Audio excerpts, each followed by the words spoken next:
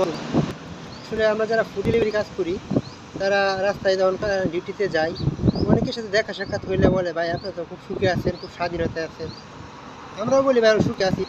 তো ভাই আমাদের সবচেয়ে কষ্টের ব্যাপার কি জানেন, আপনারা যখন কোনো জায়গায় একটা ডেলিভারি নিয়ে যায়, ডেলিভারি নিয়ে যাওয়ার পরে যখন একটা কাস্টমারে ফোন দেয়, ফোন রিসিভ করে না, মেসেজ দিলে কোনো রিপ্লাই পাই না, আধা ঘন্টা 1 ঘন্টা পার হয়ে যায়, মানে কোনো রিপ্লাই পাই না।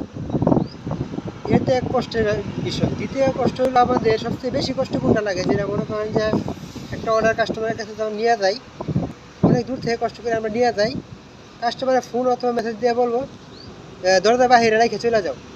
আরে ভাই আমাদের তো এত কষ্ট নিয়ে গেলাম, দরজাটা খুললে তো ফুডটা রিসিভ করবো নাকি, ওই খাবারটা রিসিভ করবো না, বলবো দরজার সামনে নিয়ে, দরজার সামনে রেখে দাও, তারপরে আমরা নিয়ে যাবো। এর চেয়ে কষ্টের বিষয় ভাই আর মনে হয় যারা ডেলিভারি দেয় তাদের কাছে কিছুই লাগে না, যে আমরা এত কষ্ট করে খাবারটা নিয়ে গেলাম, ও শুধুমাত্র দরজা খুললে নিবে, তাও নিবে না, দরজা সামনে রেখে আসতে হবে, তারপরে ওরা রিসিভ করবো। ভাই আমরা প্রবাসী বলে ভাই আমাদের কোনো মূল্যই নেই, বুঝছে, কোনো মূল্যই নেই আমাদের। আমরা ভাই আসলে যে যে কাজে জড়িত সেই কাজের মর্মটা সেই বুঝে, বুঝছেন। অনেকেই বলে যে সুখে আছে, সুখের মধ্যেও ভাই কষ্ট আছে, মানে যার যতই সুখ আছে সুখের ভিতরে কিছু কিছু কষ্ট থাকে, বুঝছেন। সব কাজে সেই কষ্টটা মানুষের মনের মধ্যে লাগিয়ে দেয়।